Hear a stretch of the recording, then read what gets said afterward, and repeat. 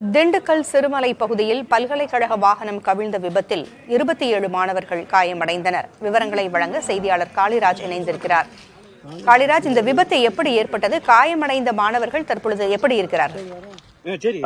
திண்டுக்கல் சின்னாலப்பட்டி அருகே காந்தி கிராம் பல்கலைக்கழகம் அமைந்துள்ளது. இந்த பல்கலைக்கழகத்தில் உள்ள மாணவர்கள் இன்று காலை 8 மணி அளவில் சிறுமலையில் உள்ள பழங்குடியின மக்களை பற்றி தெரிந்து கொள்வதற்காக 2 வாகனங்களில் 2 தனியார் பேருந்துகளில் சென்றுள்ளனர். ஒரு பேருந்துகளில் ஆண் மாணவர்கள் மற்றும் மற்றொரு பேருந்தில் பெண் மாணவர்கள் என 2 பேருந்தில் சென்றுள்ளனர்.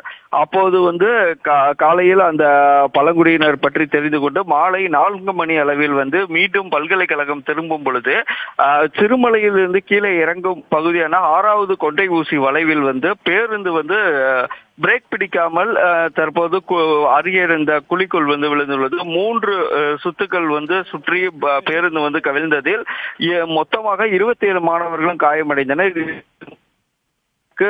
பெரிய அளவில் காயம் எதுவும் இல்லை. 22 மாணவர்கள் காயமும் 2 மாணவர்களுக்கு படுகாயமும் ஏற்பட்டுள்ளது. தற்போது திண்டுக்கல் அரசு மருத்துவக் கல்லூரி மருத்துவமனையில் இவர்களுக்கான சிகிச்சையானது அளிக்கப்பட்டு வருகிறது. பூங்குழலி, நன்றி காளிராஜன். கூடுதல் தகவல்களுக்கு மீண்டும் தொடர்பு கொள்கிறோம்.